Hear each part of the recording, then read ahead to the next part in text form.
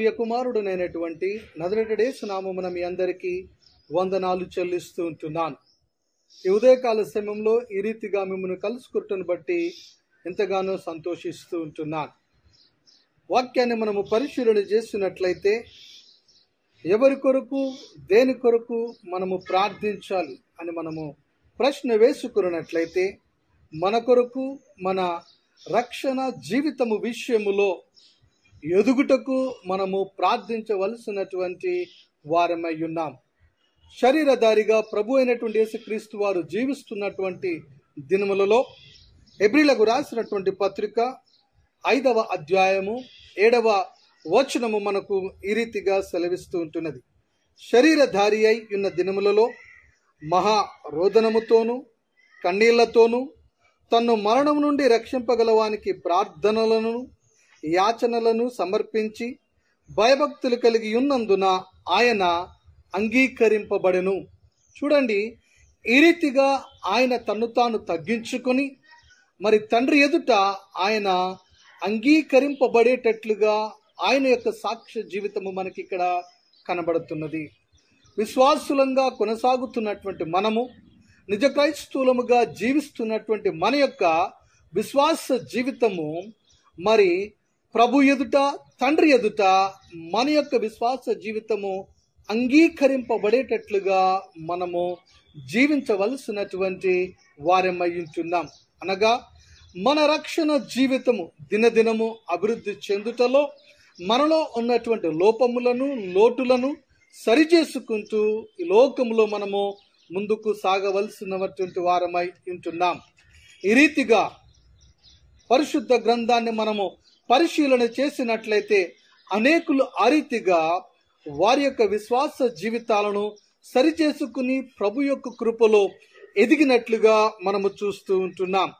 లూకా సువార్త 18వ అధ్యాయము 13-14 వచనాలు మనము చదువుకున్నట్లయితే అక్కడ మనకి తెలిసినటువంటిదే. అనగా పరిసయ్యుడు కనబడుతున్నాడు, సుంకరి కూడా కనబడుతున్నాడు. అయితే సుంకరి ఏ రీతిగా ప్రార్థన చేస్తున్నాడు అనగా, ఆకాశము వైపు కన్నులెత్తుటకు ధైర్యము చాలక, అయ్యా పాపినైనటువంటి నన్ను కరుణించుము అని ప్రార్థన చేసి నీతిమంతుడుగా తీర్చబడినట్లుగా మనము చూస్తూ ఉంటున్నాం. మనం ఎప్పుడైతే పాపములు ఒప్పుకుంటామో తద్వారా మనము నీతిమంతులముగా తీర్చబడుతూ ఉంటాం. కాబట్టి రక్షణ జీవితంలో మనకు అంటుకున్నటువంటి మాలిన్యమును మనము కడుగుకుంటూ దినదినము నీతిమంతులముగా తీర్చబడుటకు మనము ముందుకు సాగవలసినటువంటి వారమై ఉంటున్నాం. అదే లూకా సువార్త 15వ అధ్యాయము 18-21 వచనాలు, అనగా 18వ వచనము 21వ వచనము మనము చూచినట్లయితే అక్కడ తప్పిపోయినటువంటి కుమారుడు తిరిగి తండ్రి యొద్దకు వచ్చి ఏమని సెలవిస్తున్నాడు తండ్రితో అనగా, తండ్రి, పరలోకమునకును నీకును విరోధముగా నేనేం చేసి ఉంటున్నాను, జీవించి ఉంటున్నాను అని ఒక పశ్చాత్తాపముతో వచ్చి ఎప్పుడైతే తండ్రిని వేడుకుని ఉంటున్నాడో తద్వారా తండ్రి ఇంటిలోనికి ఆహ్వానించి ఇంటిలో ఉన్నటువంటి సమస్తము మీద కూడా, అనగా తండ్రి ఆధిపత్యాన్ని అనుగ్రహించినట్లుగా మనము చూస్తూ ఉంటున్నాం. అదే రీతిగా విశ్వాస జీవితంలో కోల్పోయినటువంటి ఆధిక్యతను తిరిగి మనము పొందుకోవలసినటువంటి వారమై ఉంటున్నాం. నీతిమంతులముగా తీర్చబడుటలో, అదే రీతిగా ఆధిక్యతలు తిరిగి పొందుకొనుటలో మనము విశ్వాస జీవితమును సరిచేసుకుని ప్రార్థనలో అటు శక్తితో మనము ముందుకు సాగవలసినటువంటి వారమై ఉంటున్నాం. ఇదే రీతిగా యోహాను సువార్త 8వ అధ్యాయము 10-11 వచనములో మనము చూచినట్లయితే వ్యభిచారమందు పట్టబడినటువంటి స్త్రీ విషయం మనకు అక్కడ కనబడుతున్నది. ఆమె పాపములు ఒప్పుకుని హృదయములో ప్రభు అయినటువంటి యేసుక్రీస్తు వారిని స్వీకరించి అంగీకరించి నిత్య శిక్ష నుంచి తప్పింపబడినట్లుగా మనం అక్కడ చూస్తూ ఉన్నాం. క్రీస్తు యేసునందున్నటువంటి వారికి ఏ శిక్ష విధియు లేదు అని రోమీలకు రాసినటువంటి పత్రిక 8వ అధ్యాయము 1వ వచనము మనకి సెలవిస్తూ ఉంటుంది. కాబట్టి దేవునికి బిడ్డలారా, ఈ రీతిగా మనలను మనము, అనగా మన యొక్క రక్షణ జీవితములో ఎదుగుటకు స్వంతముగా అనగా మన విశ్వాస జీవితము ఏ రీతిగా కొనసాగుతున్నదో పరీక్షించుకొని మనము ప్రార్థన చేయవలసినటువంటి వారమై ఉన్నాం. అట్టి ఆధిక్యతలు పొందుకొనుటకు ఆ రీతిగా కొనసాగుటలో మనకి ప్రార్థన శక్తి ఎంతో అవసరమై ఉంటున్నది. లూకా సువార్త 7వ అధ్యాయము 36 నుంచి 50 వచనాలు మనము చూచినట్లయితే అక్కడ ఒక స్త్రీ మనకు కనబడుతున్నది. ఆ స్త్రీ వచ్చి ప్రభువు పాదాల మీద పడి పశ్చాత్తాపడి మరి ఆమె ప్రభు యందు విశ్వాసం ఉంచి రక్షింపబడినట్లుగా మనము చూస్తూ ఉంటున్నాం.